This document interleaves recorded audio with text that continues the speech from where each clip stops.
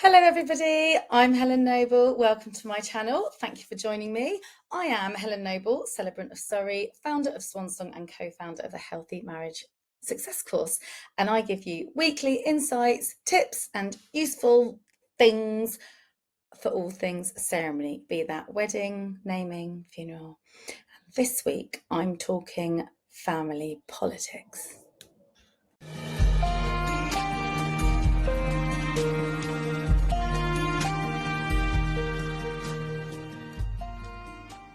So, with regards to a wedding, family politics comes in usually with money, then it comes in with the guest list, and then down the line, when you start thinking about the detail, it affects the ceremony. Because if you want to do the sort of general, traditional walking up the aisle with somebody by your side, that would have been called giving you away. Not so much we do that these days. You tend to be accompanied by. So how that might represent itself is you coming in as the bride, for example, up the aisle with usually the father of the bride. But where family politics comes in, it might be actually one set of parents is divorced, another set of parents might be divorced, both sets of parents might be divorced. You might have parents that have then remarried and have their new people. So actually you've got mum and stepmum, father-in-law and stepfather-in-law. Like you've got double of everything. It gets even trickier if they're not even talking to each other. So I see all sides of family politics. In a wedding, like I said, it kicks in kind of 3 times over. It kicks in when you get engaged and announce that you're getting married, but then therefore you are now organising a wedding, and therefore that triggers the money questions, the politics when it comes to the seating arrangements, and then the politics when it comes to the traditional arrangements that are in the ceremony. In a funeral, it comes down to just everyone trying to not offend anybody, or basically shutting down and going, I don't care, this is my person and I'm doing it my way. So we can't cover all bases. And at a naming ceremony, there actually doesn't tend to be too many politics at a naming ceremony because everyone's just joyous. And any politics kind of just gets put aside. So far, I haven't had too many rocky naming ceremonies. But I totally understand that it can be such a hindrance and a hurdle and just leave a bit of a sour taste in the couple's mouth, and for the funeral with the family, it's not nice. So some ways to embrace the goodwill that might be there and to make more of it are to make them, for that moment, feel seen and heard. Because if you do shut them down too quickly, they will get louder and have more to say. Whereas if actually they pipe up right at the beginning, grab it and go, okay, yeah, pipe up. And they obviously don't say pipe up because that's just picking a fight. But in your head, be like, oh yeah, here we go. They do their thing, and if you genuinely hear them and see them and acknowledge it and be like, I hear you, I get that, I hear it. But for this purpose, this is what's important to us. And you have, between you and your other half, decided what's important to you. Is it to have everyone in one room together? Is it that actually, do you know what? You don't need to be there for the party. It's not your bag anyway, but I really, really like you here for the ceremony. And once the wedding's finished, like the ceremony's finished, we'd love you to stay for canapes and a group photo. But if that's you done, thanks for coming. You've come to the heart of the day. It gets them the choice. And then FOMO kicks in. They're like, oh, no, I'll stay all day. But taking that expectation off and that pressure off also gives them a bit of power that they think's in their control, but actually it's in your control. Do you see what I mean? So you're saying, we're getting married, you know it's going to cause some issues. And you say, is that going to how are you with all of that? Let them have their blah, blah, blah, blah, blah, or their silent, stoic, oh, no, no, no, I'm not going to say anything. Then say, okay, are you genuinely not going to say anything? Because this is your window. I'm happy to hear you out. I am all ears. Is there anything that you think I need to hear or that you have any worries about that we can help you with now? And then you can't say you didn't ask. So you've covered that base by being open, by inviting feedback and saying, is everything okay? Checking on their behavior. You are in control of your behavior. You are invited to the whole day, for example. But I understand that all might be a bit much. We'd love you to have you for the ceremony, or why don't you just come for the evening? Or there is no pressure to stay all day. You've got a place at the dinner table should you want it, but I need to know by the 15th of September. And then they've got the choice and they decide what actually, are they going to swallow their pride? Are they going to bite their tongue? Are they going to get over themselves? What is it that is going to stop them having a good time at your wedding? Are they going to be like, do you know what? I need to get out of my own way and swallow my pride. And then actually, every now and then, a lot of good comes out of it, which is lovely. So invite them to respond and give them a safe space to do that. It might just be you two over a glass of wine in the pub when you tell them your good news. It might, so you invite them to respond. You give them a safe space to do that. You give them a deadline saying, I hear all of that. Is everything okay? Because once we pass this stage, the rest of it is on you, because I've offered all this space and all this time and I'm happy to hear you. But once we get to next week, I need you just to keep the rest of it to yourself. Is that okay? And then hopefully they'll be grown up, because they're all grown ups. And that'll work. Fingers crossed. And then the third thing is to give them the choice. So you are actually in control of it all. You are like, what do we actually want to invite them to?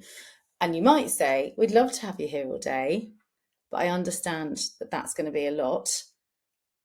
You are more than welcome to come for the ceremony and leave after the group shot. There is no pressure for the dinner. But if you want to stay for dinner, I need to know by the 15th of September.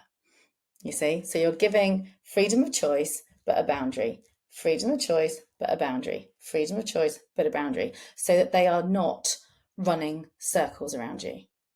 Because you will try and please and then it won't be enough. You'll try and please and it won't be enough. So you get in there first, the space, the boundary, the space, the boundary, and you can move it forward, because that's what happens. Otherwise, you do just spin in circles. Same with the funeral. People get very weirdly weird on funerals and family behaviour with a funeral. So when it comes to family politics with a funeral, I guess if you're bridal and you're here for weddings, by all means, be done. But you never know when it's going to come up.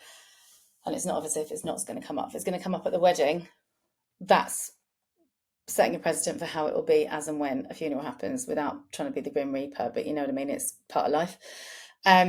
So with the power, when you're a couple and you are having your wedding, it's your day. I mean, you've heard the whole your day, your way, blah, blah, blah.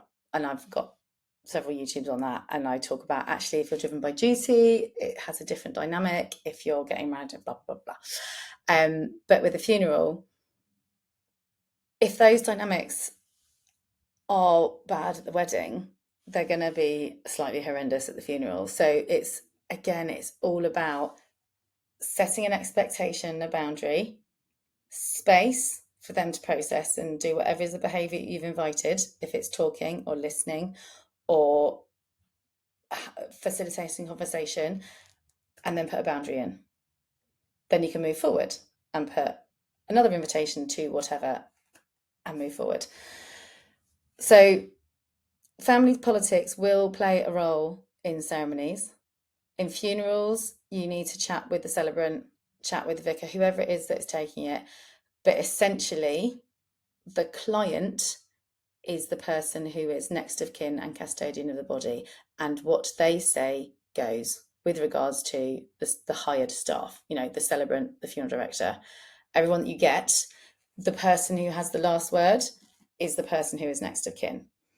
So that actually trumps all politics. You say, at the end of the day, so-and-so is my husband, so-and-so is my client, and that's what I'm doing. And then you just have to swallow the family politics that's going to go on around you. Luckily, having done forever in customer care and conflict management and counter-terrorism, I'm very good at negotiating. My brother is also a professional diplomat, so I don't find family politics a particular problem. I'm fine with it. But I know there are plenty of hurdles and I see them, but I have the tools, I work around it. Everybody does end up happy. Weirdly, even at a funeral, everyone always says thank you very much and gives me a handshake or a cuddle, so it all works out well. But I totally understand and hear you, and I'm here to help with the family politics at a wedding, and there are ways around it. There are little ceremonial touches. You can walk in on your own. If you're the bride and you want to be walked in on your own, you can come up and I will celebrate that you're here as an independent woman. But that being said, isn't it nice to have your family and friends behind you? So actually, all of us here want to give your blessing, and then I might do what's called a community vow. Do you, the friends and family of, give your blessing, da da da. And as a whole room, they all say we do, rather than just one particular person who's got all the power. It might be I invite both sets of parents, or the parents and the step parents, and the parents and the divorced, newly married, whoever. Might be we've got the whole front row standing up. As long as everyone's inviting love, the more the merrier. So that's the way to do it, is come in as an independent and just don't have the politics. But every father will tell you, and actually Joe, when I had the little one, the girl, my first reaction was, oh my God, is it over? His first reaction was, oh, I get to walk someone up the aisle finally, because after 2 boys, he wasn't going to do that. And I was like, oh, that's a much better reaction. Damn. I was just relieved it was all over. And he was just very excited that he had this amazing future ahead of him where he could give his daughter away. So actually, and talking to all the fathers of the bride, they're more nervous than the brides half the time. And the rehearsal is mainly the dad walking up and down, picking a side, getting the right hand or the left hand or, the correct hand. So don't underestimate, actually, even if your dad's quiet, how much they're taking on board of their job of walking you in. It might be that's the politics and it's not your dad. So I've done weddings where the bride's son has walked them in, or it's been her brother, or actually it's been just their kind of honorary parent, like their godparent or whatever. Because I'm a celebrant and because I'm modern thinking, I'm not stuck in the dark ages, but because I grew up with a sense of ceremony, I know making it feel special is really important. I know giving it gravitas, like making sure it has substance, is important. But I also know that families are different and there's kind of no family the same. And that can be celebrated. And if it's tricky, it can be harnessed. And if it's awkward, it can be eased. And if it can be toxic, then it can be sweetened. But you need to know what you're doing. And there are ways. So talk with your celebrant, talk with your family. But I would say, remember those key things. Give them space and an invitation to be heard. Give them a boundary so it doesn't go on forever. And give them a choice so they get to decide and they feel empowered, but you know that you've given away what you're happy to give away. So space, choice, power, boundaries. Boundaries is the key. Hope that was helpful. Hope you don't need any of that and everybody's family is hunky-dory.